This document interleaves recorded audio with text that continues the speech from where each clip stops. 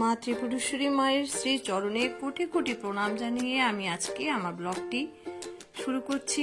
আপনারাও থাকুন আমার সঙ্গে, দেখতে থাকুন। গতকালকেই শুরু হয়ে গেছে কৌশিকী অমাবস্যা, ভাদ্র মাসের কৌশিকী অমাবস্যা। একটা খুব ভালো পূর্ণ লগ্ন ওই তিথিতে। কালকে তো যেতে পারিনি, তো আজকেও ছিল 11:25-25 সকাল হবে, তখন পর্যন্ত ছিল। তো আমরা সকালবেলায় মোটামুটি রেডি হয়ে বেরিয়ে গেছি।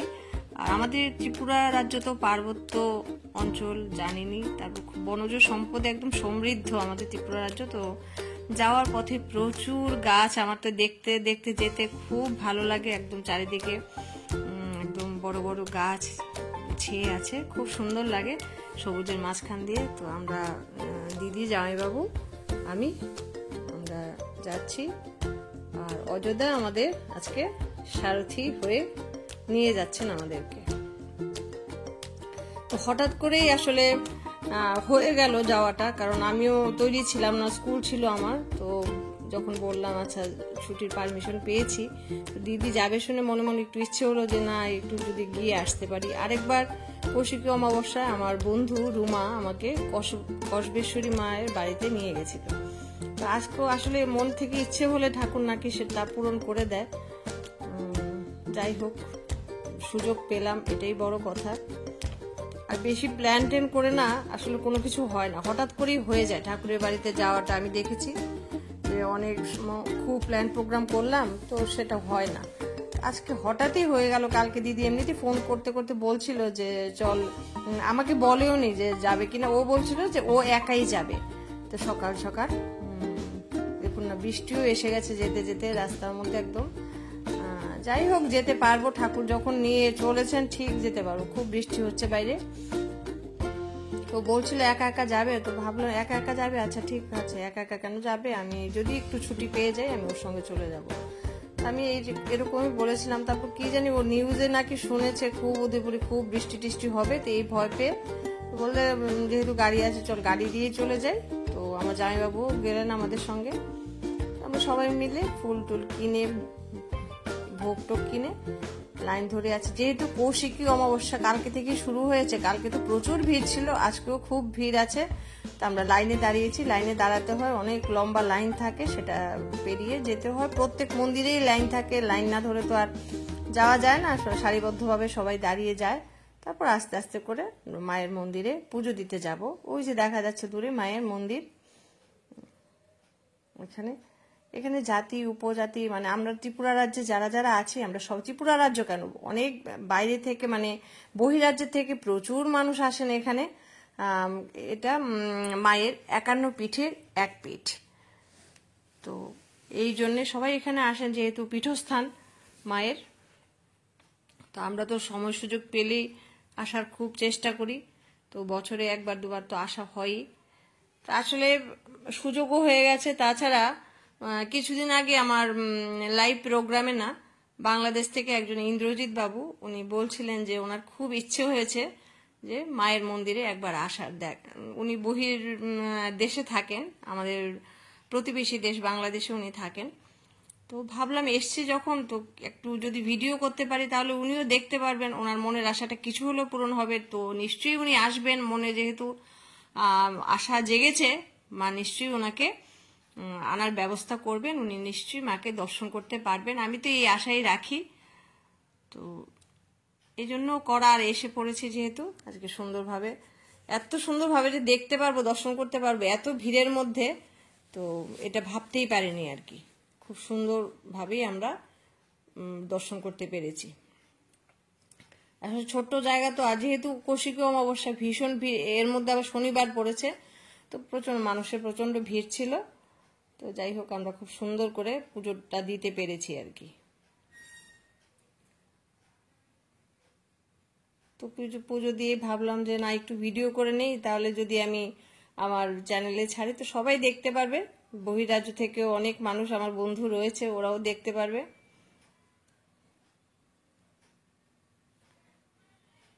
এখানে দেখা হয়ে গেল আমার আবার স্টুডেন্টের সঙ্গে, তো ওর সঙ্গে একটু ছবি তুলে নিলাম আর কি। তো পুজোর শেষে এখানেই সবাই আমরা ধূপ দ্বীপ জ্বালাই।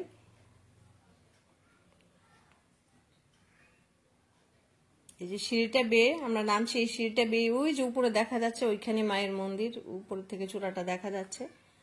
ওইখানে উপরে উঠে গিয়ে বেশি কষ্টকর নয়, খুবই সোজা মায়ের মন্দিরে আসা। আর যাদের যাদের ইচ্ছে হবে নিশ্চয়ই এসে দেখে যাবেন। আমার চোখে দেখে তো আর সব ইচ্ছে পূরণ হবে না। এই যে আমাদের মা ত্রিপুরেশ্বরী, মা গো সবাইকে আশীর্বাদ করো, সবাই যেন সুখে থাকে, ভালো থাকে, শান্তিতে থাকে, সুস্থ থাকে গো মা। এই যে মায়ের মন্দির, অনেক পুরনো মন্দির আমাদের।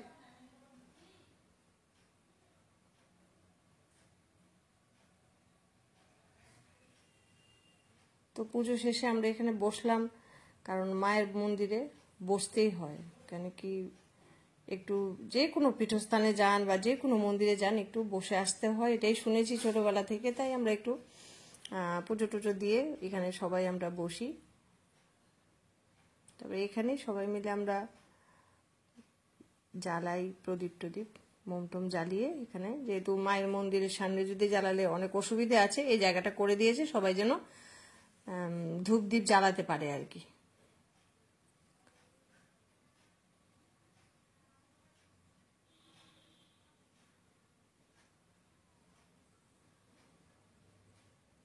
খালি পায়ে হাঁটছি তো, আর ভীষণ গরমও লাগছে, আর খুব কাকড় টাকড় রয়েছে নিচে।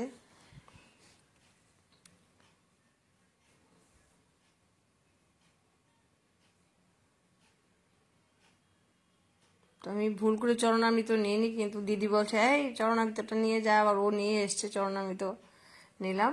তো একটু চললাম, চল একটু বসি, ছবি টবি তুলি ঠাকুরের এখানে বসে।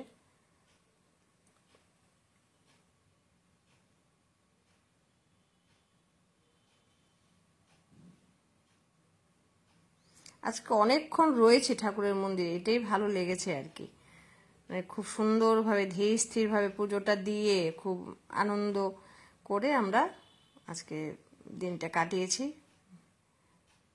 মানে হঠাৎ করে এরকম একটা সুবর্ণ সুযোগ যে এসে পড়লো, এটা কম সৌভাগ্য নয়। এই যে মায়ের মন্দির,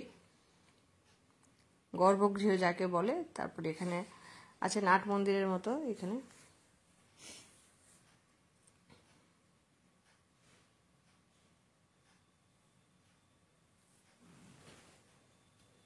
আর যেখানে যাই একটু ছবিটা তুলি, কারণ ইচ্ছে করে যে আমি যা আনন্দ করি সবার সঙ্গে একটু শেয়ার করবার।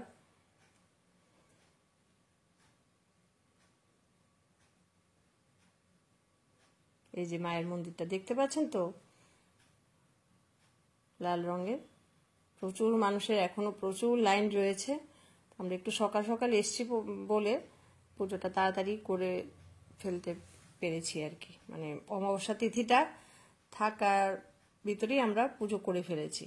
11:25 সময় পর্যন্ত হয়তো কৌশিক অমাবস্যা তিথিটা ছিল আর কি। তার এখানে আছে আমাদের খুব সুন্দর একটা দিঘি আছে মন্দিরের পাশে, এখানে প্রচুর মাছ রয়েছে, কচ্ছপ রয়েছে। কিন্তু আজকে যাই হোক কচ্ছপটা দেখতে পাইনি। প্রচুর মাছ রয়েছে এখানে। তো সবাই বিস্কিট দেয়, আমরাও কিনে কিনে একটু বিস্কিট দিলাম।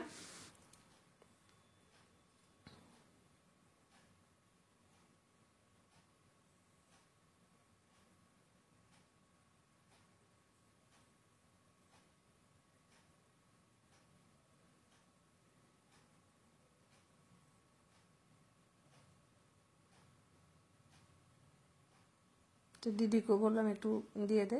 এই যে প্রচুর মাছ রয়েছে এখানে, সবাই মাছের জন্য আর কচ্ছপের জন্য এখানে বিস্কিট কিনে কিনে দেয়। তো এটাও একটা, যারা বিস্কিট বিক্রি করে, এটাও মানে মন্দিরের আশেপাশে সমস্ত কিছুই সবার উপকারের জন্যই।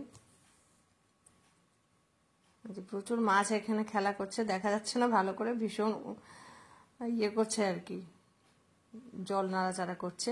খাবার পেয়েছে তো এই জন্যে সবাই, ওরাও জেনে যায় যে এই সময় সবাই ওদেরকে খাবার দেয়, খুব খুশিতে থাকে ওরা। এই যে অনেক বড় পুকুর, অনেক বড় পুকুর, দিঘির মতোই অনেকটা, চারপাশে বসার জায়গা রয়েছে। আর একটু একটু বৃষ্টি পড়ছিল তো, মেঘলা মেঘলা, তো এই জন্য আজকে বিশেষ মানে কেউ বসেনি এখানে, না হলে অনেক মানুষ এখানে বসে টসে থাকে। আর আশেপাশে মন্দিরের আশেপাশে তো কিছু খাবারের দোকান, ফলের দোকান এগুলো থাকি। তারপর আমরা একটু সকাল থেকে খাইনি কিছু, একটু বললাম একটু টিফিন খেয়ে নিই। তো এখানে বসে আমরা একটু এই দোকানটায় যখনই আসি, যাদব মিষ্টান্ন ভান্ডার বলে একটা দোকান আছে, ওইখানেই আমরা সবসময় খাই। তো এর মধ্যে একদম ঝমঝম করে বৃষ্টি পড়ছে দেখুন, এই যে। ভাবলাম এই সময়টা একটু খেয়েই নিই। আশেপাশে প্রচুর দোকান রয়েছে এখানে, মানে মন্দিরে দেওয়ার মতো জিনিস রয়েছে, বা ছোট বাচ্চাদের খেলনা টেলনা, মায়ের ছবি কিনতে পাওয়া যায়, অনেক কিছু রয়েছে এখানে। তো আশেপাশেটা একটু ছবি তুলে নিলাম, আপনারা আসলে এখানে দেখবেন সবকিছুই। আসলে এটার কোনো ট্রাভেল ভ্লগ নয়, তো আমি গেছি এটাই আমি তুলেছি। তো এখানে দেখতে হলে আসতে হবে। মন্দিরে তো আর অন্য জনের চোখ দিয়ে সেই আপনার পুণ্য হবে না, কিছু হবে না। মন্দিরে দেখতে গেলে আসতে হবে। আর এখানে সমস্ত প্যারা পাওয়া যায়, মায়ের ভোগে যেটা লাগে আর কি, সমস্ত প্যারার দোকানগুলি এখানে রয়েছে সারিবদ্ধভাবে। এখান থেকে মানুষ মায়ের ভোগের জন্য প্যারা কিনে নিয়ে যায়, ফুলের মালা বা আপনি শাড়ি বলুন, সব কিছু এখানে রয়েছে, ওরাই ব্যবস্থা করে দেয়, একদম গুছিয়ে টুছিয়ে দেয়। ওইখান থেকে আমরা কিনে, ওই যে দেখা যাচ্ছে দূরে মায়ের মন্দির,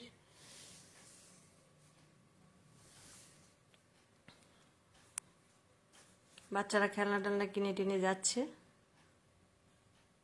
আশেপাশে প্রচুর দোকান রয়েছে। মন্দিরটা আগে অন্যরকম ছিল, এখন খুব ঢেলে সাজানো হয়েছে খুব সুন্দর করে মন্দিরটা।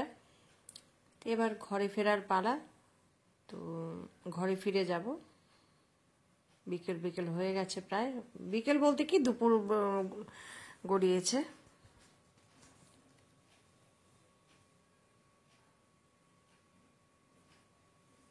তো এখানে একটু গাড়িটা এসে থামলো, কেন কি আমার জামাইবাবু আবার পান খাবে নাকি বলছে, তো এই জন্য পান কেনার জন্য। আর এটা আসলে কি আমাদের একটা অভয়ারণ্য, এখানে সিপাহীজলা বলে। এখানে অনেক দিন আগে আমার পুরনো একটা ভিডিও ছিল, আমরা এখানে গিয়েছিলাম পিকনিকে।